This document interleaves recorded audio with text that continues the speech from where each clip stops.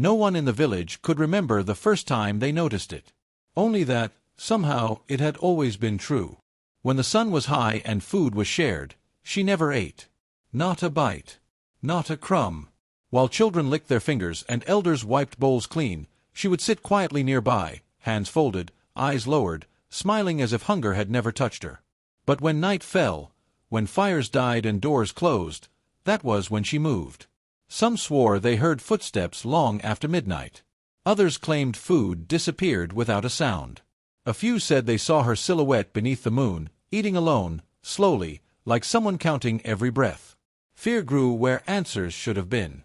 Was it a curse? A ritual? A punishment she never spoke of? People began to watch her, to whisper her name differently, to warn their children not to follow her after dark. Yet the strangest part was this: during the day, she was the kindest woman in the village. She fed the hungry first. She worked without rest. She gave away more than she kept. And still, when night came, she ate alone. And no one knew why. By day, the village breathed in a steady, familiar rhythm. Morning always arrived the same way: soft light stretching over the red earth, roosters calling from uneven fences, smoke rising gently from cooking fires. Women swept dust from their doorways in slow, practiced movements. Children ran barefoot between huts, their laughter sharp and careless, already tasting the day ahead. Food was never rushed here. Meals were moments, not tasks. When the sun climbed higher, families gathered beneath broad acacia trees. Clay bowls were passed from hand to hand. Stews simmered thick with grain and root vegetables. Bread was torn, not cut, shared without counting. Eating was communal, almost ceremonial, proof that everyone had survived another night and would face another day together. Voices blended easily. Stories repeated themselves. Elders spoke of rain patterns, of harvests past, of ancestors whose names lived longer than their bones. Life did not ask to be extraordinary. It only asked to continue. She was always there. Not at the center. Never absent either. She helped prepare the food, kneeling close to the fire, stirring patiently, tasting nothing.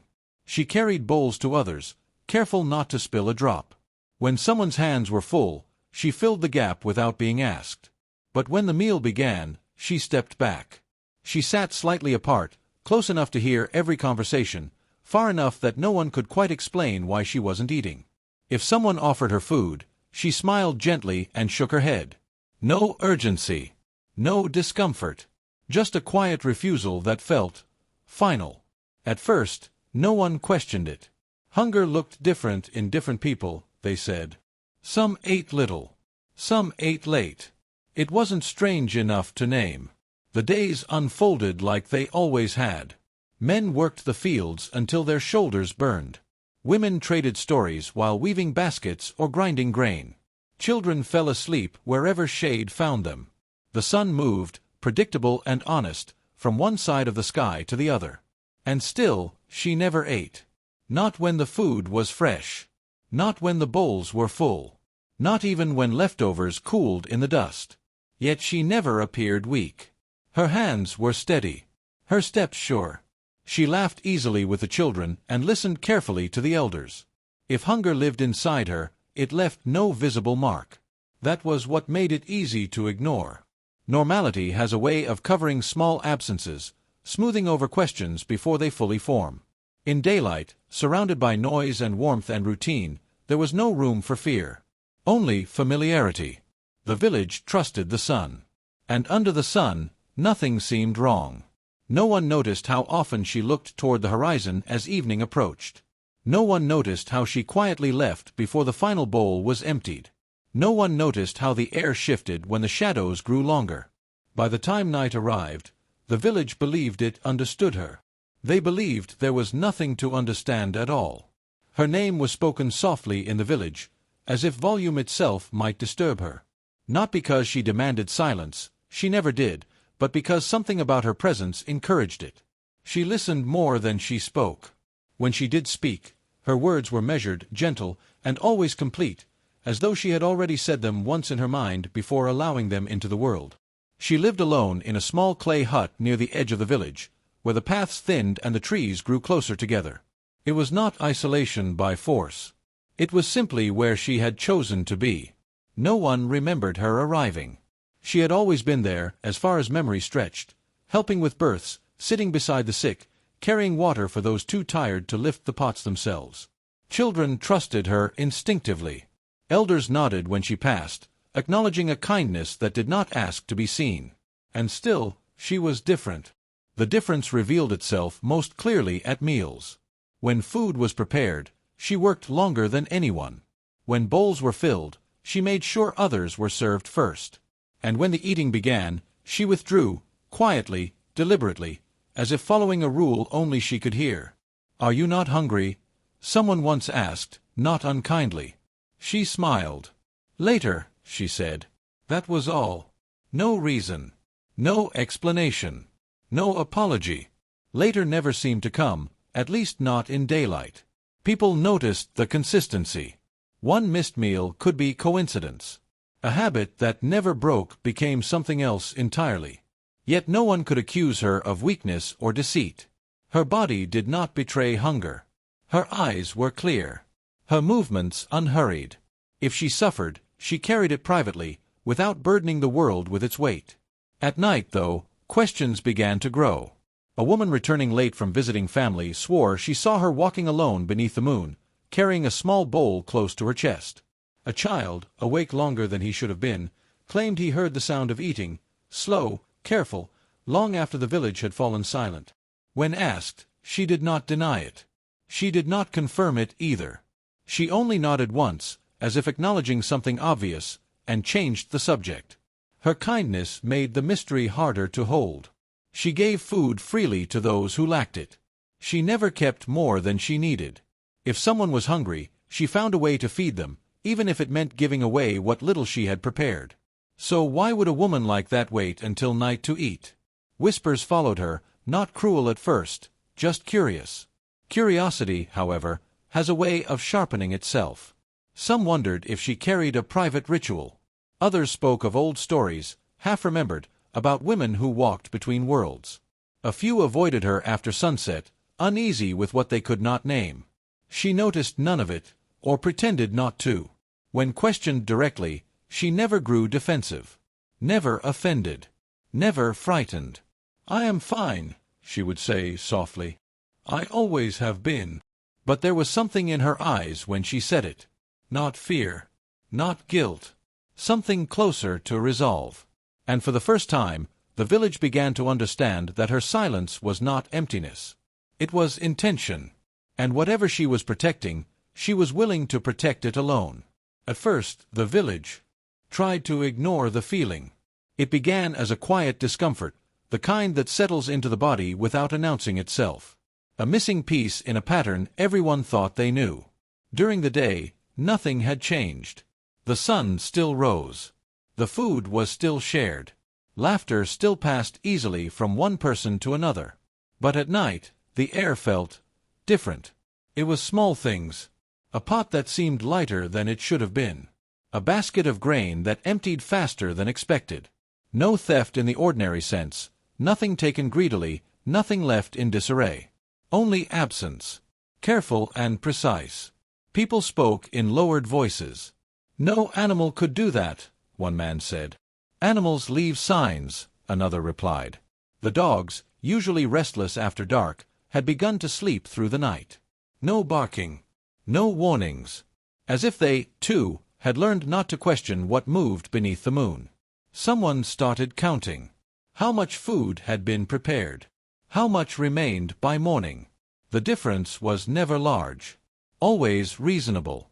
Always easy to explain away. Except it happened every night. And always, without fail, she was the last person seen awake.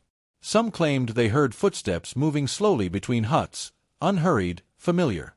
Others swore they caught sight of her shadow stretching long and thin across the ground, bowl in hand, head lowered as if in prayer. No one saw her eat. They only felt the evidence of it. Fear did not arrive all at once. It crept, patient and thoughtful, disguising itself as concern. Mothers pulled their children closer at dusk. Elders spoke of boundaries, things meant for daylight, things meant for night. Her name began to sound heavier when spoken after sunset. Still, when confronted, she did not change. She continued her work, continued her kindness, continued her quiet refusals when food was offered during the day. "You should eat with us," an elder finally said, his voice firm but not unkind. "People are starting to talk." She met his gaze calmly. "Let them," she said. It was the first time she had not tried to soften the truth. That answer did not bring comfort. It brought questions. Larger ones. Why would someone invite suspicion? Why protect a secret that cost so much peace? A young man followed her one night, careful to keep distance. He watched as she walked beyond the edge of the village, where the trees thickened and the ground cooled. He swore he saw her stop, kneel, and lower her bowl to the earth. Then he lost her. No sound, no movement, only silence where she had been. By morning, his story had spread, altered by every telling. Some said she vanished. Others said she spoke to the ground itself. A few whispered words they had been taught never to say aloud. She did not defend herself. She did not flee. She stayed. That, more than anything, unsettled them. If she were guilty, she would hide. If she were afraid, she would leave. But she did neither. The nights grew heavier, the watching more deliberate. And somewhere between fear and fascination, the village crossed a line. They no longer wondered if something was happening. They wondered what would happen next. And whether, when the truth finally revealed itself, they would wish they had never looked at all. The village no longer slept the way it used to. Nightfall, once a gentle closing of the day, became something watched, measured by how quickly fires were put out and doors were shut. Conversations shortened. Laughter faded sooner. People began listening to the dark instead of trusting it. And always, at the center of every unspoken thought, was her. The whispers changed. They were no longer curious. They were careful. Some spoke of old warnings passed down through generations, stories about hunger that was not human, about people who fed on silence, on darkness, on things never meant to be named. Others insisted she was cursed, carrying punishment meant for someone else. A few said she was protecting the village from something worse. No one could agree. But everyone agreed on one thing. She was no longer just different. She was dangerous. Children were told not to speak to her after sunset. Mothers pulled food closer to their chests when she passed, then hated themselves for it. Men watched her from the corners of their eyes, uncertain whether to greet her or avoid her. She noticed the change. Not because anyone said anything, but because kindness feels different when it is forced. Still, she did not retreat. She continued to show up where she was needed. When a roof collapsed, she helped rebuild it. When a child fell ill, she sat through the night, wiping sweat from his forehead, whispering comfort until morning. She asked for nothing. That made the fear worse. If she were cruel, they could confront her. If she were greedy, they could stop her. But she was neither. An elder council was called one evening, just before sunset. She was invited, not accused, not threatened. Simply asked to explain. The fire between them crackled softly. Shadows danced across the faces of men who had known her for years. "People are afraid," the oldest among them said. "They deserve peace." She listened without interrupting. "You only eat at night," another added. "Food goes missing. Stories are spreading." She nodded once. Yes. That was all she offered. "Why?" someone pressed. For a long moment, she said nothing. The fire burned lower. Night gathered its courage. Finally, she spoke. "Because that is when I am allowed." The words settled heavily. Allowed by whom? By what? No one asked. No one dared. She stood, thanked them for their concern, and walked away before the fire died completely. That was the moment fear hardened into resolve. Someone decided the truth had to be seen, not spoken. That night, 3 figures followed her, keeping to the shadows, hearts pounding louder than their footsteps. They watched her leave the village again, watched her carry her bowl as she always did, careful and reverent. She did not look back. She knelt at the same place near the trees, lowered the bowl, and whispered something the watchers could not hear. Then something moved. Not her. Something beneath the ground. A sound too deep to belong to any animal they knew. One of the men stepped back, panic catching in his chest. Another fell to his knees without realizing it. The third stared, unable to look away. And then, silence. She stood. The bowl was empty. When she turned, her eyes met theirs without surprise. "You shouldn't have followed me," she said softly. Not angry, not afraid, just certain. They ran. By morning, the village was no longer divided by doubt. It was united by terror. And for the first time, the question was no longer what she was doing, it was what she had been keeping away. By morning, the fear had changed shape. It was no longer sharp and loud. It was dull, aching, heavy, like something the village had swallowed whole and could not digest. The men who had followed her spoke little. When they did, their voices shook. They did not describe what they saw. They only repeated what they felt. "It was real," one of them said. "And it was waiting," another whispered. No one asked for details. The absence of answers felt safer than the truth. She did not appear that day. For the first time anyone could remember, she did not come to help prepare food. She did not carry water. She did not sit beside the sick. Her hut stood closed, its doorway dark and still. Some felt relief. Others felt something closer to loss. The village tried to return to its routines, but the rhythm was broken. Bowls were filled unevenly.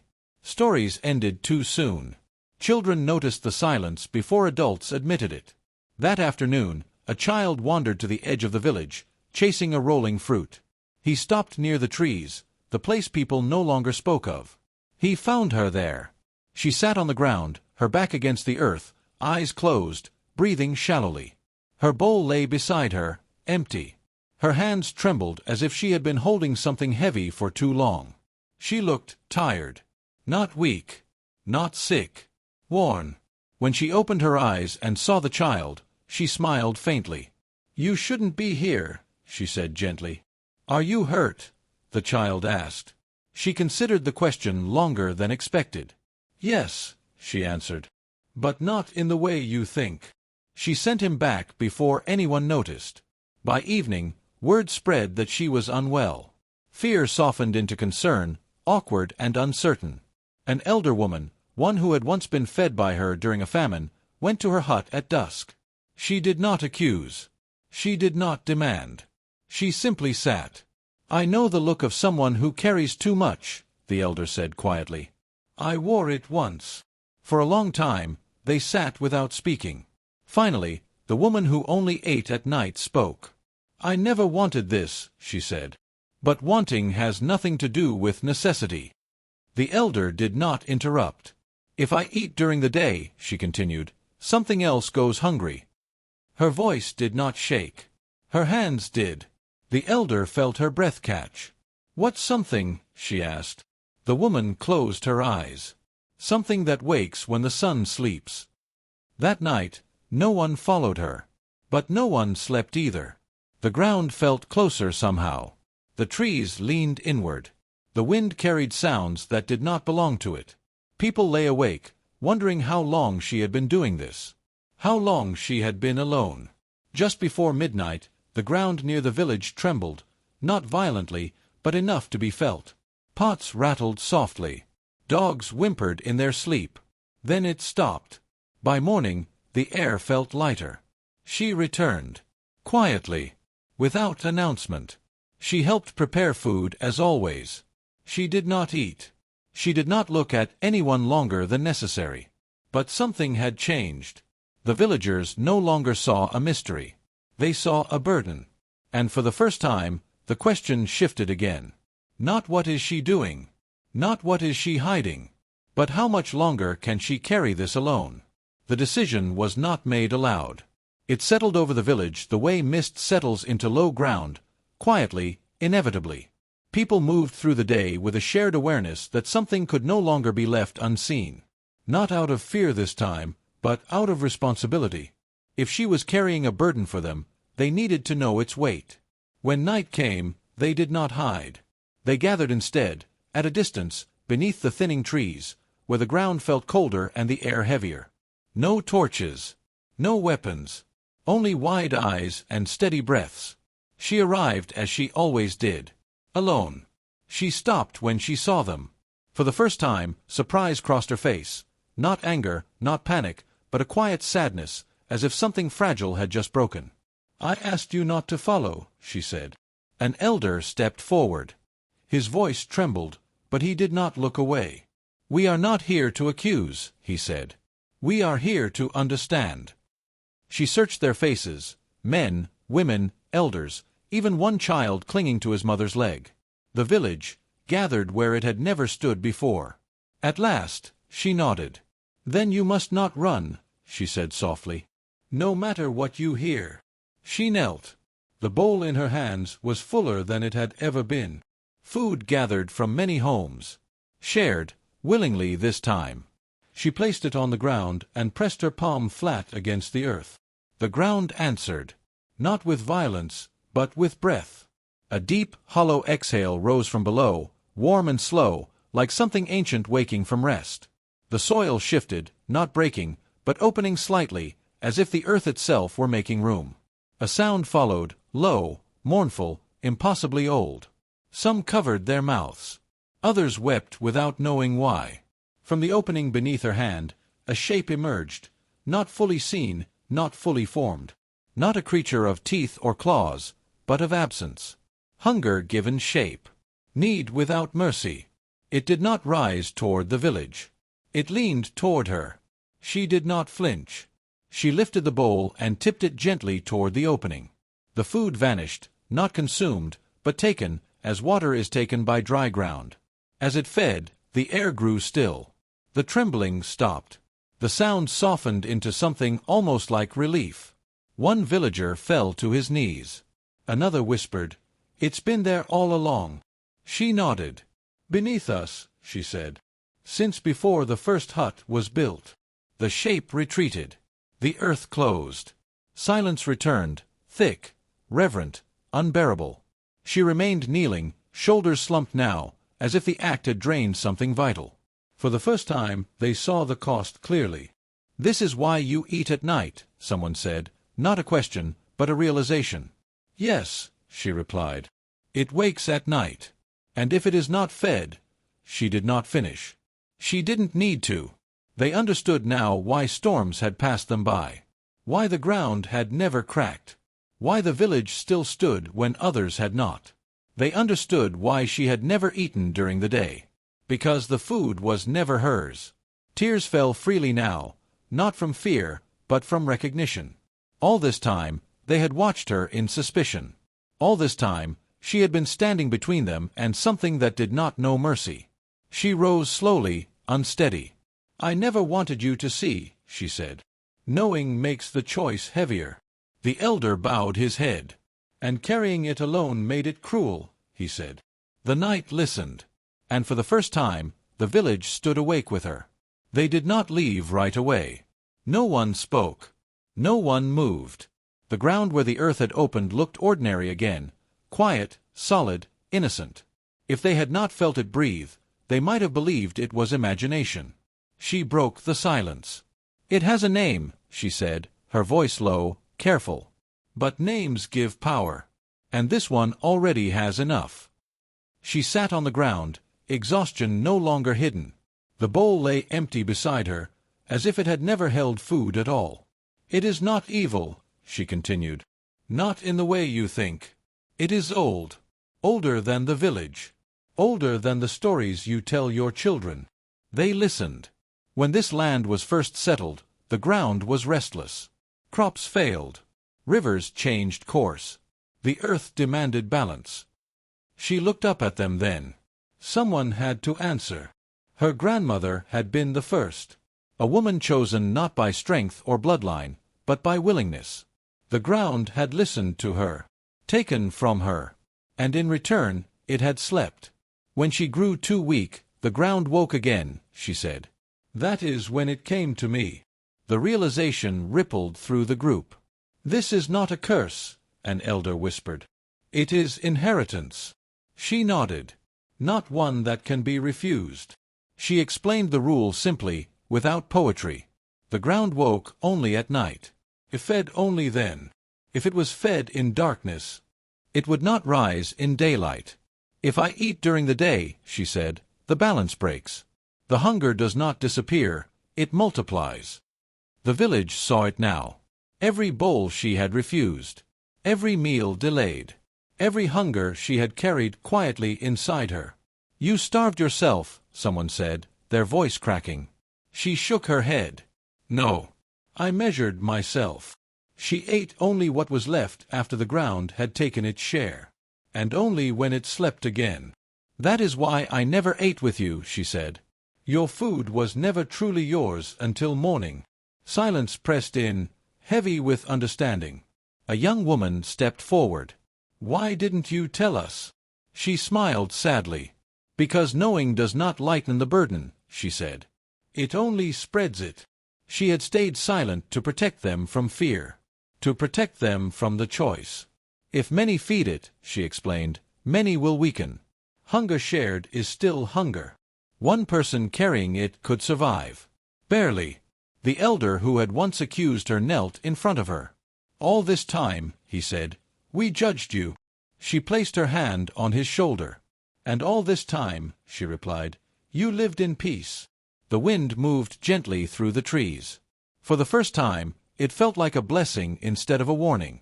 The truth stood before them now, plain, undeniable. She only ate at night because she was not eating for herself. She was feeding the land that fed them all. And suddenly, her silence was no longer strange. It was sacred. Morning arrived differently after that night. The sun still rose, but it felt careful, as if even the light knew something sacred had been spoken. The village woke without urgency. People moved slowly, thoughtful, carrying the weight of understanding like something newly learned to balance. She did not appear at dawn. No one expected her to. By midday, food was prepared as always, but this time, bowls were set aside, not for fear, not from superstition, but from respect. The villagers ate with intention, aware now that every bite carried a history they had never considered. When she finally emerged from her hut, the village stood. Not all at once. Not dramatically. One by one. She stopped, uncertain, as if unsure she was welcome in the open anymore. An elder woman approached her and placed a bowl in her hands. For later, she said simply. The woman who only ate at night nodded, emotion tightening her throat. She had carried the burden so long that being seen felt heavier than being alone. That evening, the village gathered again at the edge of the trees. This time, they brought food, not to watch, not to fear, but to share the weight of choice. She tried to refuse. You don't understand what this costs, she said.